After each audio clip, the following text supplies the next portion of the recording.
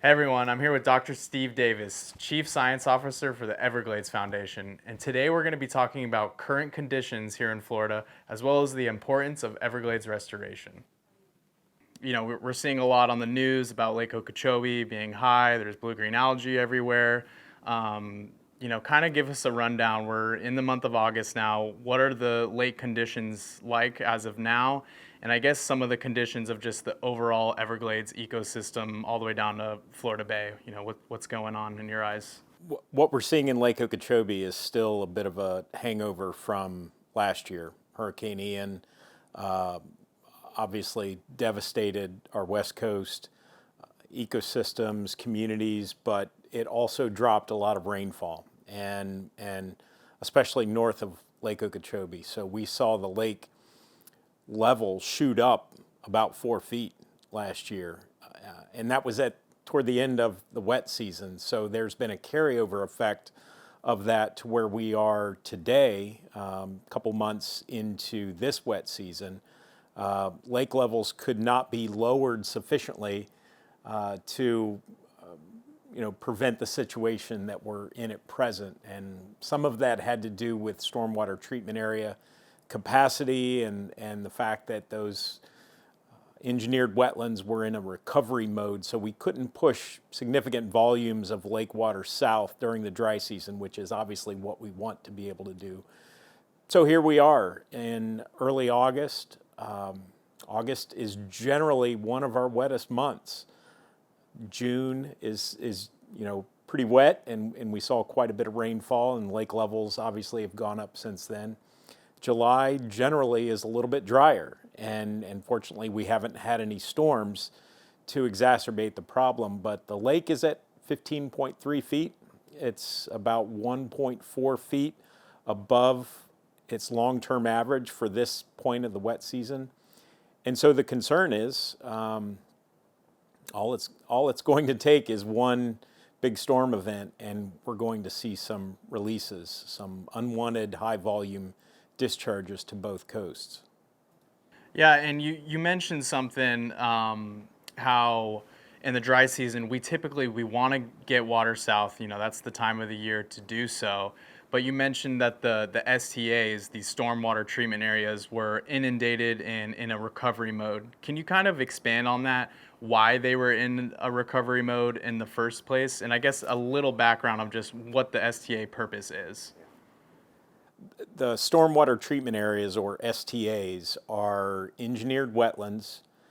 So they are created wetlands. And it's kind of ironic because they're created in areas that used to be the Everglades. So this area used to be Everglades, south of Lake Okeechobee, where we grow sugar today. Not we, but where sugar is grown today.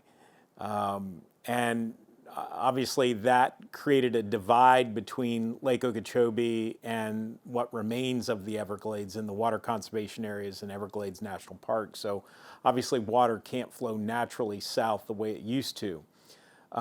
Because of the pollution of Lake Okeechobee over time, and because of the polluted runoff that comes from those sugar fields, we saw decades of impacts to the Everglades. And the result of litigation from those impacts was the need to construct large engineered wetlands to remove the phosphorus pollution that causes those impacts and transformation of natural Everglades habitat. So those engineered wetlands, they were actually sized and designed to treat primarily sugar's runoff. And ideally, they can do that during the wet season when it rains in the EAA. And then ideally, we have unused capacity during the dry season to then move lake water south as needed so that we can cleanse that water and put it in the Everglades during the dry season. And because the Everglades are disconnected from the lake, we often see this sort of boom and bust scenario where when it rains, the Everglades are fine, Florida Bay is fine. But during the dry season, we see a very rapid dry down, and we start to see hyper saline conditions develop in Florida Bay. So having the capacity to send more lake water south is highly desirable and something that we're going to hopefully see with the new Lake Okeechobee operational schedule, sending more of that water south. But you got to have the treatment capacity to do it. And those stormwater treatment areas, they're biological systems. We try to manage them as best we can, but when it rains a lot and the water managers are forced to provide the flood control needed for the EAA, that often leads to stressful conditions for those wetlands. And how that stress plays out is water is too deep for too long. That leads to declining performance of the plants, the vegetation. In some cases, you see vegetation die back. And those systems only work because those plants are there to take up the phosphorus, to remove the sediment, so that the water going out the downstream end is much cleaner than what it is going on at the upstream end. So oftentimes what we see is this massive pulse of water into the stormwater treatment areas, and then they take months to recover from that. And that recovery often plays out during the dry season when we want to send more water south, and in this case would have been able to lower Lake Okeechobee more heading into this year's wet season. But again, we're fortunate that we haven't had any major storm events to really shoot up the lake like we did with Hurricane Ian. Gotcha. So in kind of a, summary there, typically we would send water south from the lake through the STAs to Florida Bay in the dry season. And this past year with Hurricane Ian, not only did the lake get a ton of water on it, but the STAs also filled up as well. So we couldn't send water through the STAs down south. That's the reason for this high lake. So it's almost like, yes, the STAs are a solution to send water south, but why does that, lead to the importance of, say, the reservoir? Or is there another solution for more STAs? Or what are some of the solutions that we don't have to be in this position of hoping that the STAs are available for us? Well, I think one solution is really just operational. A solution could be that when it rains, instead of providing immediate flood protection or lowering groundwater levels that are optimal for crop growth, hold on to that water in the EAA a little bit longer. And not try to just completely go from wet to dry. Allow that water to stay on those lands a little bit longer. That provides a nutrient uptake service, but it also relieves the burden downstream on our stormwater treatment areas that are forced to absorb this massive pulse of stormwater. So I think operationally we should consider alternatives that result in a little bit of shared adversity when we have storm events. Yes, soils are going to be wet a little bit longer, and I think that should be on the table because we all benefit from that. The Everglades would benefit from that because the stormwater treatment areas are healthier for longer and can operate more effectively throughout the year. I think that also relieves a little bit of burden on the lake and the coastal communities that receive those unwanted discharges, because having functional STAs throughout the year, and especially throughout the dry season, again, using this year as an example, it allows us to send more water south and control lake levels in a way that prepares us better for the oncoming wet season. So I think operational considerations should be on the table. Certainly, we all suffer the impacts of a high lake or not enough water going south. I think sharing in those types of events, the impacts that they cause, is reasonable. You mentioned the Everglades Agricultural Area Reservoir. That certainly is a major step forward in our ability to send more water south, controlling lake levels, but also having a place to put those large pulses of water that come during the wet season, and especially storm events like hurricanes, tropical storms. and that helps us to, take water from the lake throughout the year, store it in large quantities, but also as much as we can send that water through those treatment wetlands so that it's clean, so that we can get it back to the Everglades and ultimately to Florida Bay. So there are operational and structural solutions to these types of problems, and they should all be on the table. You mentioned the point about additional treatment. I think we would all agree that we have a water quality standard that needs to be met for the Everglades, and we're still not there. We've got a few years to go, and there are some expansions and some earthworks being done to enhance the performance of the stormwater treatment areas. But I think at some point down the road, we absolutely should consider more treatment capacity, especially if we want to send more lake water south beyond what LOSUM and beyond what the EAA reservoir can provide. I think that's in line with the goals and objectives of Everglades restoration, and it's certainly in line with the needs of those communities that are being impacted by the discharges, and discharges that could play out very soon. Definitely. And kind of going back, super high level, we constantly, both our organizations, Captains for Clean Water and Everglades Foundation, we have this message of send water south. Why do we have that message? Why is that our goal in the first place? Two very fundamental reasons. And I think first is that's where it used to go. When you think about restoration of ecosystems, in many cases, it's about getting the conditions right. And with aquatic ecosystems, it's about getting the water right. And the way you get the water right throughout South Florida, whether it's in the Caloosahatchee, St. Lucie, or all the way down to Florida Bay and the Florida Keys, it's sending water south. So if you want to restore this ecosystem, you have to do that. I think that the second most fundamental reason is because our communities depend on it.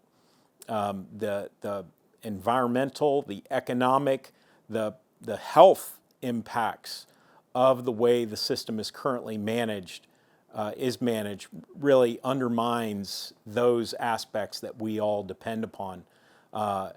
Whether you're on the West Coast or the East Coast, to the south, it's our water supply. When you send water south, water in the Everglades is not just providing for the needs of the habitats and the species that are out there.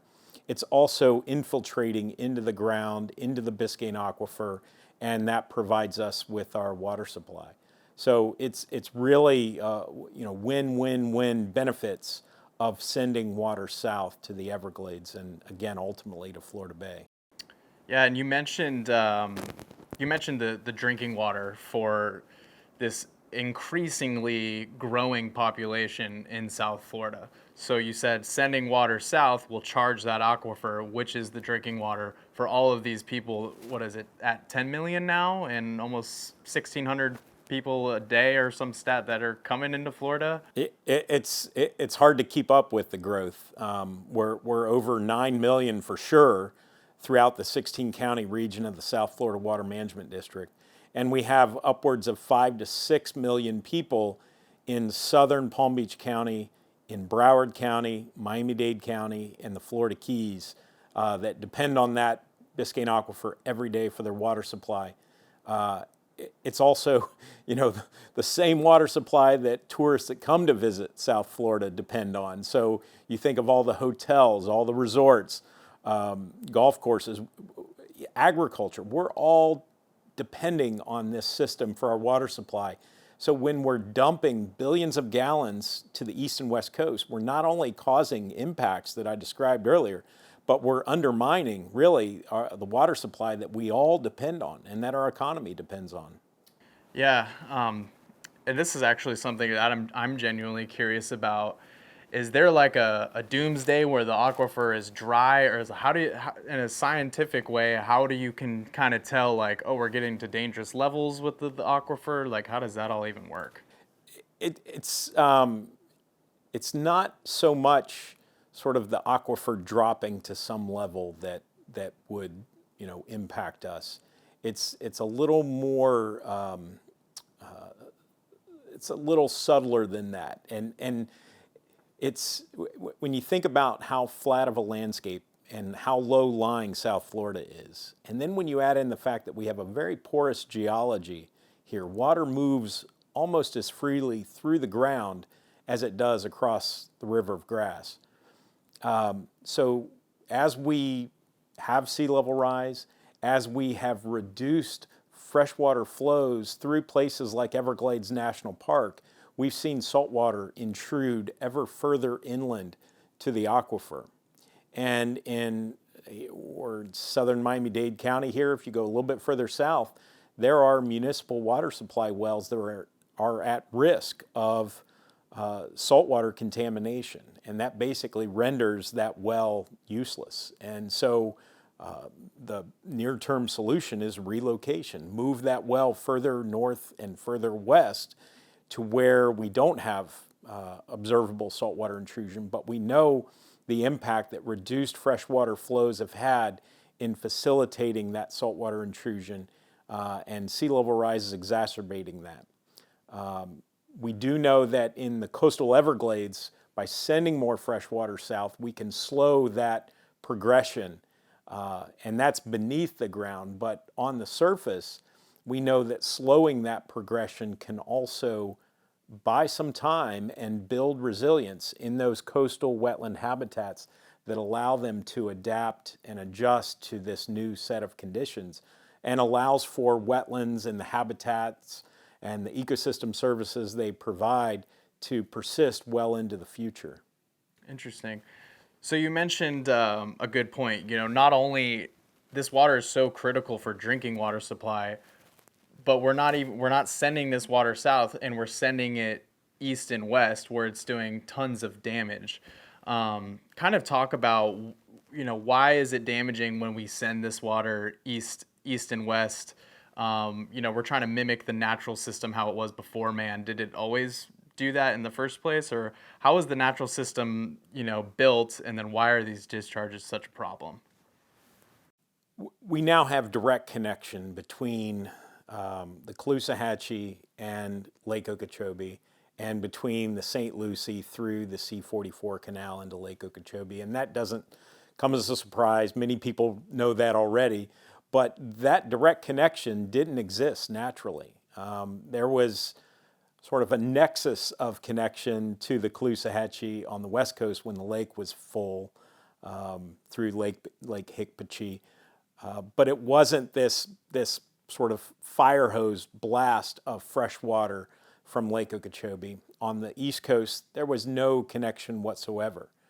And so what the direct connection and these flood control releases have done is it's effectively expanded the watersheds of those systems enormously. In fact, it's extended the watersheds all the way up to Orlando, all the way up the Kissimmee Valley, the chain of lakes, the Lake Okeechobee watershed. And the impacts of that, first, are just the fact that the volumes of fresh water are enormous and unnatural. And the most impacted areas are the estuaries, the bays and estuaries that really, from year to year, from season to season, will fluctuate across a range of brackish salinities, so where fresh and saltwater mix. And we associate species like, different seagrasses and oysters, and of course shellfish, shrimp, and blue crab, and a lot of recreationally important fish species with those brackish salinities. So without water quality in the conversation, just this volume of fresh water coming from the lake is enough to just blast out any of those brackish water conditions, rendering those estuaries into freshwater extensions of Lake Okeechobee. And that's just devastating because the seagrasses, the oysters, and again, all the species that depend on those habitats suffer. The double whammy is the fact that Lake Okeechobee is just polluted. It's an impaired water body impacted by decades of phosphorus loading, and nitrogen. The combination of those nutrients also wreaks havoc on aquatic ecosystems. And what we often see on Lake Okeechobee are blooms of toxic blue-green algae, and that's what we see covering more than 50% of Lake Okeechobee today as we sit here. And so that pollution and the toxic algae that it grows is also released with those discharges to our east and west coasts. And so not only is it creating a freshwater extension of Lake Okeechobee in the Caloosahatchee estuary, in the St. Lucie estuary, but it's a polluted, toxic extension of Lake Okeechobee. And that just has enormous impacts on the ecosystems, on the health of the species that depend on those habitats, those sensitive seagrass and oyster habitats. And then, of course, we know it impacts real estate. We know it impacts human health because when toxin levels are above a certain threshold, the Department of Health posts signs that you should avoid all contact with the water. And we've seen instances where pets and other things have succumbed to those impacts. So it's really devastating when you think about the fact that that water is just being dumped in its raw, polluted form, and we don't have the capacity to deal with it. And that's also why Everglades restoration is so critical, because it provides the compass heading, and that compass heading is south. It's send that water south. Again, we know it's polluted, but we have the treatment wetlands and the storage that the EA reservoir provides to redirect large volumes and clean that water back to the south. Interesting. So even if Lake Okeechobee was crystal clear, perfect water, just the volume of fresh water alone kills all those species you just mentioned, the seagrass flats. And that's the base of the habitat. That's where all the fish that we all love to go catch all depend on, the base of that ecosystem. So just the fresh water alone kills all of that. And that's kind of why we've been, raising these alarm of these high volume discharges. What's kind of the difference in years with these high volume discharges versus, a year like maybe 2019, 2020, we didn't really see much discharges. You see little pockets of isolated algae blooms, but what's the difference between a year like that and a year with high volume discharges, economically, ecologically, whatever? Well, to your question about economically, you can ask any business owner around the Caloosahatchee estuary, a realtor, and they'll tell you what the difference between those years is in terms of trying to transact business. And it's night and day, literally. In terms of ecologically, we know what the estuary needs. And there is some volume of fresh water needed to sustain the salinity balance in the estuary, because just as too much fresh water is problematic, too much salt water is also problematic. So during the dry season, there is a need for some connection to Lake Okeechobee to provide for that salinity balance. And obviously when the releases are made, the impact is overwhelmingly from the lake, to where it renders many of those habitats just unhealthy and in a state of just constant recovery from year to year when you have those discharges. But what you see when you have a year or two of no discharge, you see resilience. You see an ability of those habitats to recover. The problem is those periods in between discharge haven't been long enough to get many of those oyster reefs back to their pre-disturbed state. Same with the seagrasses. And we don't know if they will ever really fully recover, but at the same time, we don't know if 1 or 2 more years of discharge is going to be the straw that broke the camel's back to where they don't recover. Fortunately, we're seeing recovery and resilience capacity within those systems, but we could get to a point where there's just one too many blows to the gut and they don't come back. And that's concerning. And that's what we all express concern about when we have these years where discharges are inevitable. Yeah, and also, right now, the lake is super high, but they're only discharging, I think it was 2,000 CFS to the Caloosahatchee estuary. And we're seeing some isolated pockets of blue-green algae and other types of algae forming, and kind of just poor water quality in general compared to like the spring and whatnot. So kind of talk about why do you think that is? Is it, I hear a lot of local watershed runoff. Kind of what are the point sources of that, and then any other factors that are leading to some of this poor water quality without discharges? Well, it's we know we have nutrient problems within our watershed. We're here along Biscayne Bay, and Biscayne Bay doesn't have well, there is a direct connection to Lake Okeechobee through the Miami River, but we know that primarily the nutrient problems in Biscayne Bay are from the local watershed. The Caloosahatchee, the St. Lucie, local basins contribute significant quantities of nutrients to those estuaries. But we know that when the lake releases are made, those are overwhelmingly the driving factor over the health of those estuaries. So the conditions that we're seeing right now in some of the canals around Cape Coral, along the lower Caloosahatchee, those are locally derived sources that when we're in conditions like we've had lately, where the wind doesn't blow that much, where we don't have a lot of freshwater flows, a lot of rainfall to flush those areas, that stuff just sort of stews and accumulates, and we see those blooms take place. We also know with decades of releases from Lake Okeechobee, you can't sort of disentangle the impact that those legacy releases have had on the nutrients within those canals and some of those coastal areas that we see today. So it's a complicated mix with regard to the nutrient sources that are driving what we see today without lake releases. But again, we know when the releases are made, it's just sort of an overwhelming impact throughout the entire region. It's not these local patches of blue-green algae that we see in many of the canals today.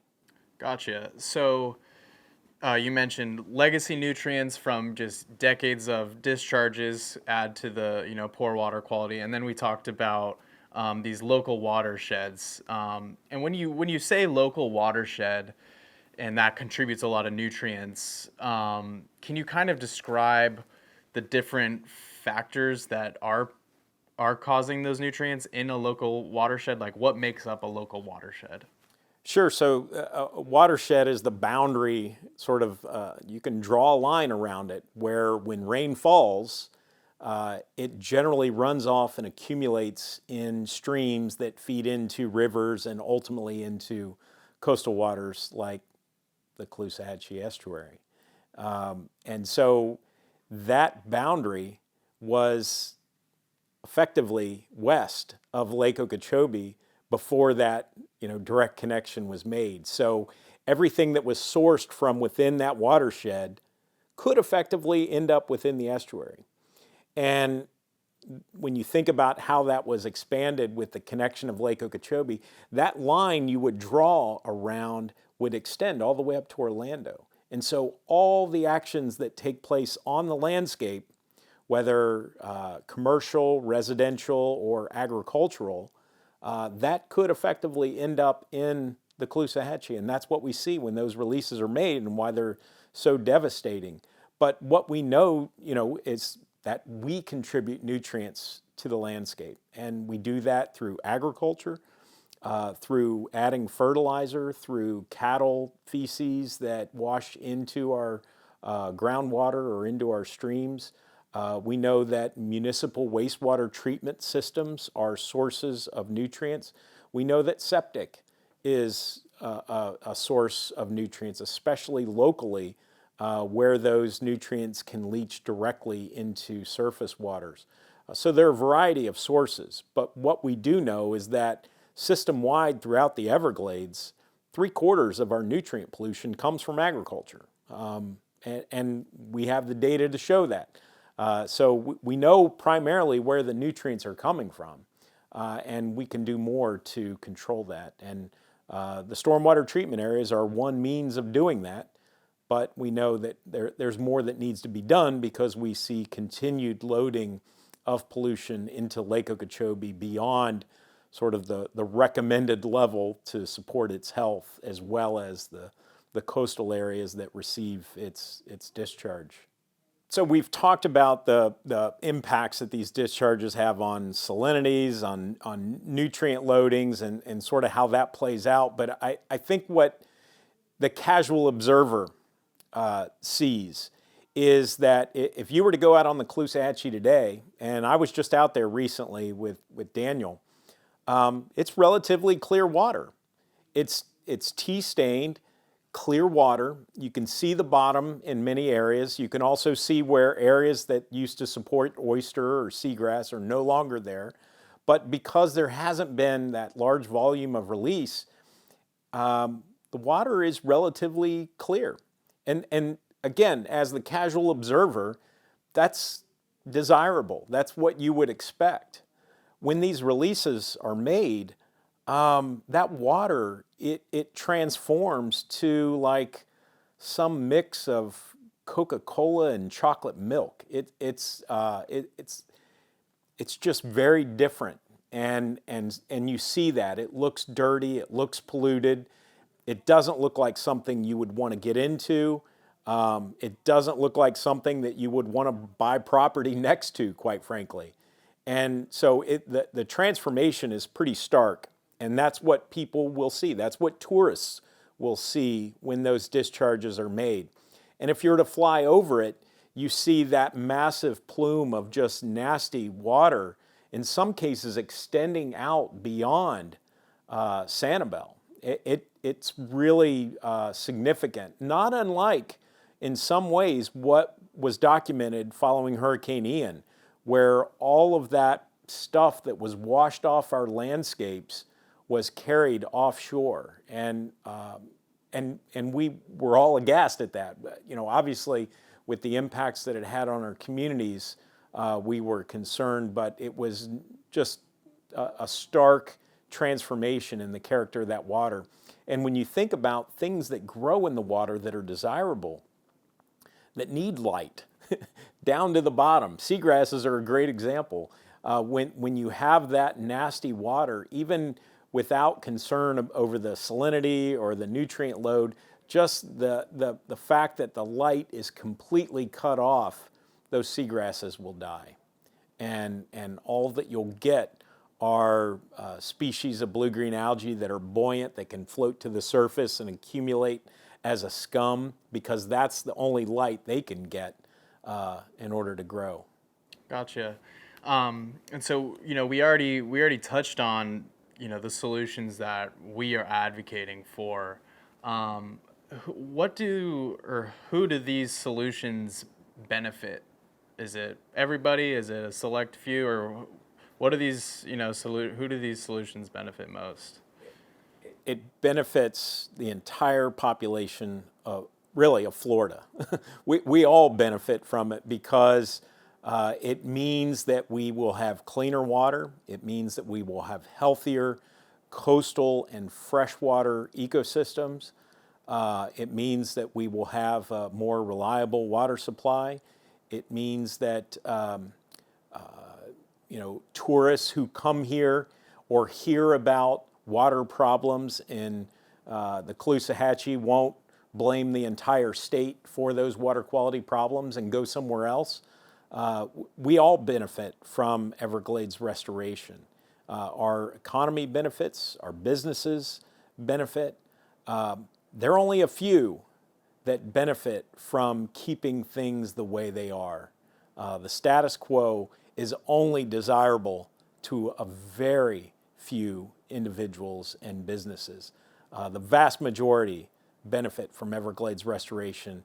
Whether they know it or not, they will benefit.